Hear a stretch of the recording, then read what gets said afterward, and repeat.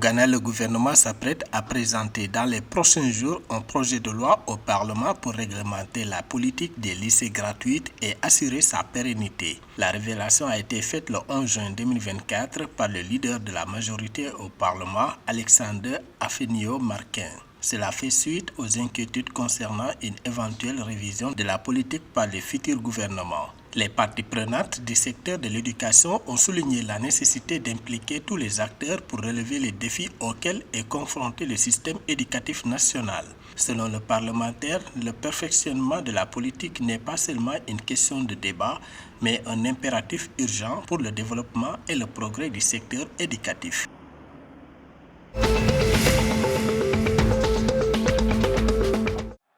Le président du Nigeria, Bola Tinubu, a tiré le 11 juin 2024 la sonnette d'alarme face aux accusations selon lesquelles certaines personnes profiteraient des difficultés économiques actuelles du pays pour saboter et détruire la démocratie.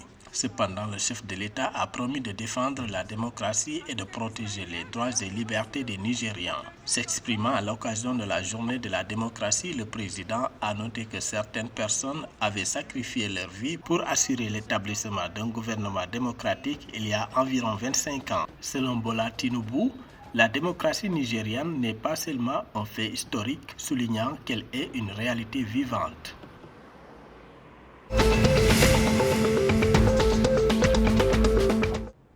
L'inflation globale dans l'UEMOA a atteint 3,7% en avril 2024, au-dessus du seuil de 3% de la fourchette cible de la BCEAO, principalement en raison de la hausse des prix des produits alimentaires et de l'immobilier. C'est ce qui ressort du bulletin statistique mensuel de la BCEAO. Selon le rapport, le Niger a enregistré le taux d'inflation le plus élevé de l'Union avec 11%, suivi du Burkina Faso avec 3,7% et du Bénin avec 3,1%. Ces pays devancent la Guinée-Bissau et le Mali qui ont connu respectivement des taux d'inflation de 2,9% et 0,9% au cours de la période sous revue.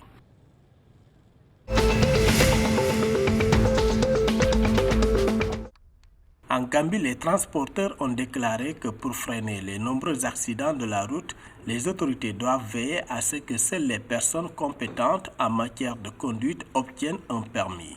Observation faite le 11 juin 2024 par le syndicat général des transporteurs lors du programme de sensibilisation à la sécurité routière récemment lancé par l'autorité routière nationale. Le syndicat a ajouté qu'il doit y avoir une politique de contrôle strict pour garantir que les seules personnes familiarisées avec la signalisation routière et celles possédant des qualifications de conduite obtiennent un permis de conduire. Il a toutefois souligné l'inefficacité du code de la route et des règles de circulation efficaces.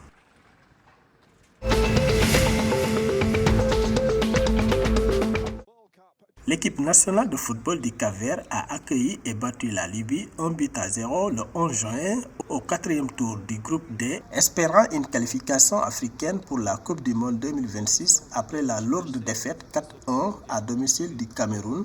Les Toubaroses bleus savaient que seule la victoire était importante pour continuer la lutte pour la qualification.